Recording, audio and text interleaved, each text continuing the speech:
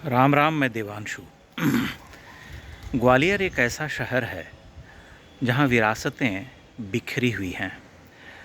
यहाँ पर जो प्राचीन मंदिर हैं उनकी तो एक श्रृंखला सी है ही, लेकिन सिंधिया राज परिवार के द्वारा जो छतरियाँ और जो मंदिर बनवाए गए आधुनिक काल में, वे सब भी अत्यंत ही दर्शनीय और उत्कृष्ट हैं। आज मैं जहाँ खड़ा हूँ, ये जीवाजीराव की एक छतरी है और मैं इसे देख कर के अभिभूत हो गया। आप मेरे साथ इस भाव यात्रा पर बने रहें, क्योंकि मैं आपको एक विलक्षण मंदिर दिखलाने वाला हूँ।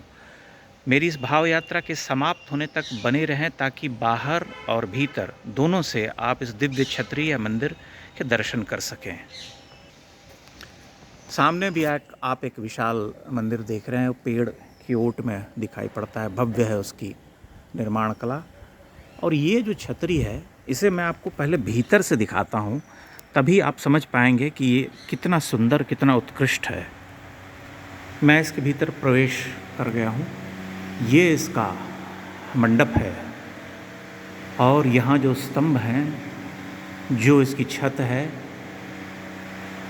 इसकी सुंदरता, इसका वैशिष्ट्य आप देखिए।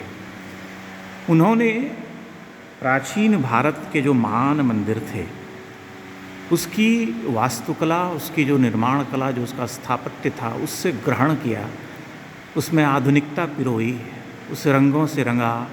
जो अलंकरण और चित्रकारियाँ हैं, उन्हें देख करके मैं अभिभूत रह गया हूँ। भीतर यहाँ पर एक नंदी बाबा विराजित हैं, एक दिव्य शिवलिंगम है और राजा रानी की प्रतिमाएं भीतर प्रतिष्ठित हैं। चूँकि ये छतरी है, लेकिन मूलतः मंदिर है देवता को ही समर्पित। यह कितना सुंदर है, अलौकिक है इसका सौंदर्य। इसमें प्राचीन और आधुनिक दोनों ही कलाओं का मेल दिखता है। कलश आदि आप देखते हैं स्तंभों पर, कमल के फूल, और उसके बाद जो रंगों का इसमें भराव है, वह कितना सुंदर है। अभी जब मैं आपको इसके बाहर लिए चलूँगा और बाहर से जब आप इसका सौंदर्य देखेंगे तो ठिठक कर रह जाएंगे, क्योंकि ये एक अत्यंत ही उत्कृष्ट मंदिर है। और ऐसे ऐसे मंदिर और छतरियाँ ग्वालियर में भरे पड़े हैं, जिन्हें देख करके आदमी चकित विस्मित रह जाता है। कृपा कर इस भाव यात्रा के समाप्त होने तक आप मेरे साथ बने रहें। मैं आपको बाहर लिए चलता हूँ। इसे देखने के लिए थोड़ा सा धैर्य रखना पड़ेगा, लेकिन आप तभी इसकी सुंदरता को अनुभव कर पाएंगे जब आप पूरी तरह से इसे देखेंगे। मैं इसके अधिष्ठान के ऊपर चल रहा हूँ। ये इसके बाहरी हिस्से हैं। इसका सौंदर्य देखिए, जो स्तंभ ऊपर की ओर गए हैं, कैसे पूर्ण कलश और ऊपर कैसे उसे समाप्त किया गया है। भारवाहक आदि की प्रतिमाएँ भी दिखती हैं। और इसका जो शिखर है वह तो अत्यंत ही मोहक है, लेकिन उसे देखने के लिए आपको धैर्य रखना पड़ेगा, क्योंकि मैं तभी आपको दिखला सकूँगा जब आप पूरी तरह से इस वीडियो को देखेंगे। इसके समाप्त होने तक आपको मेरे साथ बने रहना होगा।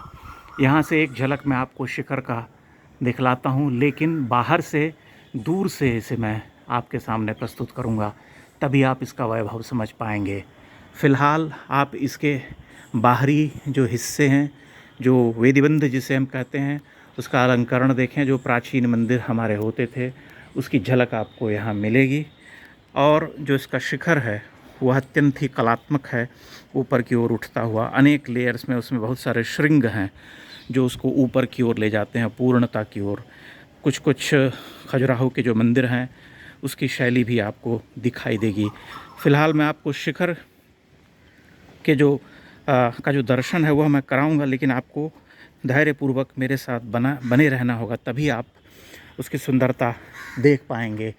यहाँ से आप इसकी छत देखते हैं। ये जो छतरी का प्रारंभिक हिस्सा है, जिसे हम अंदर में मंडप भी कहते हैं, और उसके पार उधर आप देख पा रहे हैं जो एक उभरता हुआ शिखर है, जो कि कलश और ध्वज के साथ पूर्ण होता है। धीरे धीरे धीरे वह निकलता है, इसकी ओट से निकल रहा है, आप देख पा रहे हैं।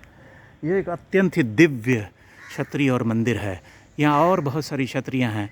ग्वालियर में देखने योग्य एक से एक भवन और धरोहरें हैं, जिन्हें आदमी बहुत लंबे समय तक यात्रा करके एक लंबा समय बिता करके ही देख सकता है।